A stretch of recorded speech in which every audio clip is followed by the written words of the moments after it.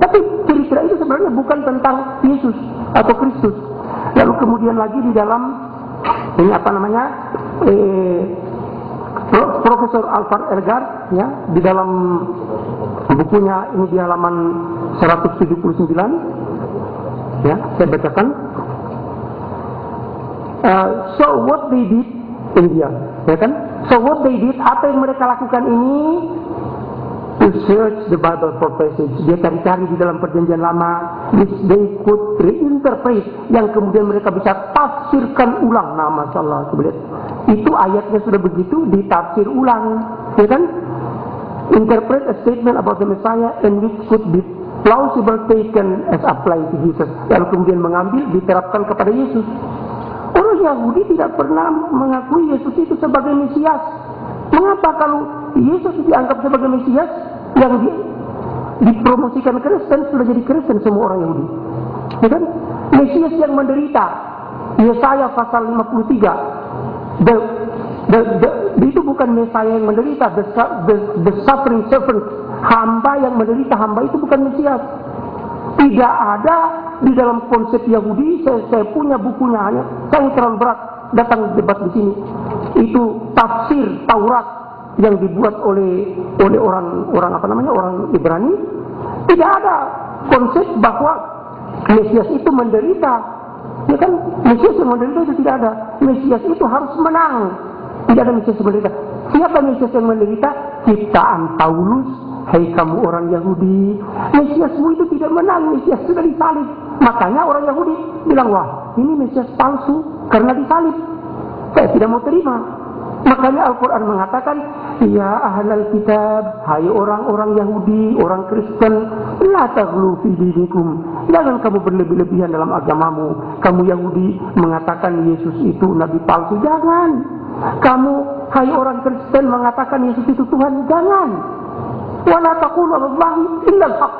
Jangan mengatakan tentang Allah kecuali yang benar. Innamal Masih Isa ibnu Maryam Rasulullah. Inilah konsep Al-Masih dalam Islam. Konsep Mesias dalam Yahudi, konsep Kristus dalam Kristen. Jadi konsep Mesias dalam Yahudi ini tidak mengenal the suffering Messiah. Tidak ada cerita suffering Messiah. Jangan kita mengada-ada. Yang ada adalah suffering servant. Hamba yang menderita, dan hamba itu bukan Mesias. Oke, terima kasih. Kami persilakan untuk bertanya kepada Bapak. Silakan. Saya mencoba memahami apa yang Bapak sampaikan, apa yang Bapak tulis, tetapi ada satu kebingungan. Kalau kita berdiskusi, kami berpijak pada ini, Pak. Nah, Alkitab kami. Tetapi dalam tulisan-tulisan apa yang dibahas tadi, maka Bapak seperti mengacak-acak. Jadi yang baik diambil, yang pas diambil untuk referensi, tetapi yang mendukung ditolak, katanya itu tulisan Paulus. Jadi kadang-kadang Bapak mengutip satu ayat di dalam Alkitab ini untuk referensi, tetapi kemudian di sisi yang lain, kalau ayat itu mendukung Yesus adalah Kristus dan itu bertabur di Alkitab ini, Bapak katakan itu tulisan Paulus palsu. Jadi bagaimana Bapak bersikap tentang Alkitab ini? Kok seenaknya seperti orang bertinju, harusnya bertinju tapi mau gigit, mau nendang, jadi membabi buta. Ya, yang cocok diambil, yang tidak cocok dipakai untuk nyerang. Oke, itu satu menit. Silakan menjawabnya. Mungkin ada yang ingin memberikan tanggapan tentang tadi? Nanti ada tanggapan nanti. Terima kasih. Jadi kami bukan seperti itu, ya. Apa yang kami jelaskan itu bahwa Kristus versi Paulus sudah seperti itu aslinya Paulus. Kami tidak mengatakan palsu, itu aslinya Paulus yang telah memelintir ajaran tauhid, ajarannya Nabi Isa.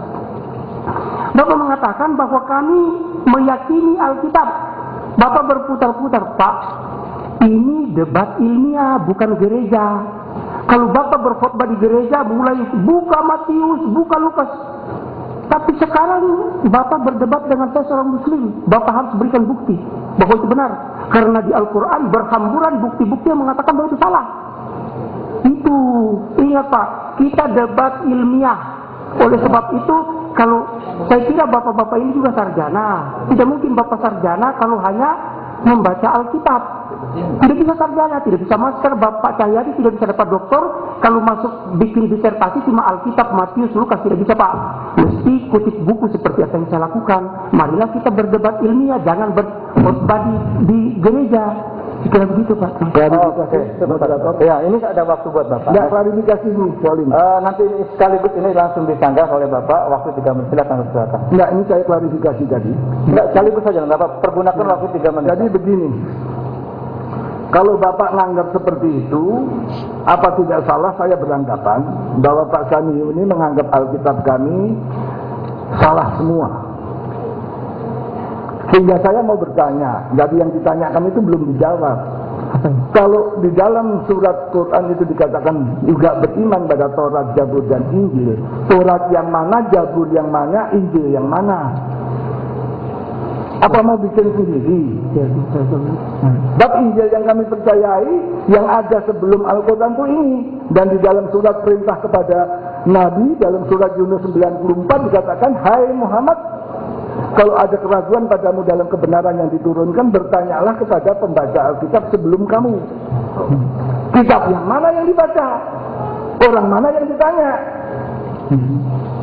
Terima kasih. Ini klarifikasi. Jadi yang dimaksud dengan Taurat mana, Injil mana, Kristen dulu tidak hanya 4 Injil. Sebagai bukti the 5 Gospel. Ini pakar-pakar Alkitab internasional juga nambahi Injil Thomas. Juga ada Injil Bartolomeus dan lain-lain yang sekarang dinyatakan apokrif oleh orang Kristen. Nah, sekarang Injil yang mana diimani oleh orang Islam? Yang diimani oleh orang Islam adalah Taurat dalam arti firman Allah yang disampaikan kepada Nabi Musa alaihissalam. Sedangkan Injil itu adalah firman Allah yang disampaikan kepada Nabi Isa alaihissalam. Sedangkan Taurat yang ada di sini bukanlah firman Allah. Kami bisa membuktikan. Yang kedua, dan Injil ini bukan firman Allah, melainkan ini adalah catatan sejarah kehidupan Nabi Isa alaihissalam.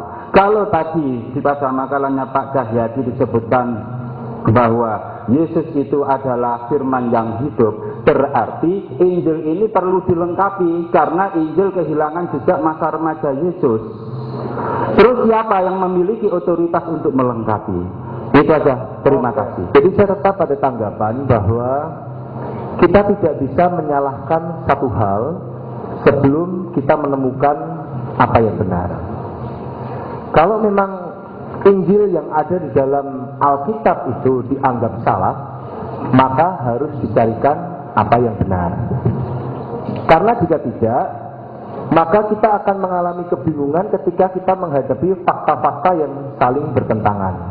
Misalnya, seandainya kita tidak punya referensi orang-orang yang hidup di zaman Yesus atau Isa Al-Masih, dan kita menggunakan referensi dari orang-orang yang hidup 500 tahun kemudian, maka kita akan dibingungkan dengan satu fakta atau beberapa fakta. Misalnya, di dalam kitab Quran, buku 19 ayat 28 dikatakan bahwa Maria ibu Yesus itu adalah saudara perempuan Harun. Padahal Harun hidup jauh sebelum Yesus. Kemudian dalam ayat yang ke-22 dari kitab yang sama dikatakan bahwa Maria melahirkan bayi Isa sendirian tanpa suaminya di bawah pohon kurma. Padahal pohon kurma itu bukan pohon yang tipikal berada, dan di dalam kisah Injil dikatakan bahwa Yesus lahir di palungan atau di kandang ternak. Kemudian dalam buku Quran buku 6 ayat 90 dikatakan bahwa Isa Al-Masih menerima wahyunya dalam bentuk buku. Kalau memang Isa Al-Masih menerima wahyunya dalam bentuk buku, mohon tunjukkan buku mana yang ditulis sendiri oleh Isa Al-Masih. Dengan demikian kami merasa perlu tetap memegang kitab-kitab Injil yang ada di dalam Matius, Markus, Lukas, Yahya untuk mereferensikan kisah tentang kehidupan Yesus yang setepat-tepatnya daripada kita menggunakan sumber yang ada 500 tahun sesudah Yesus dan kurang akurat. Terima kasih.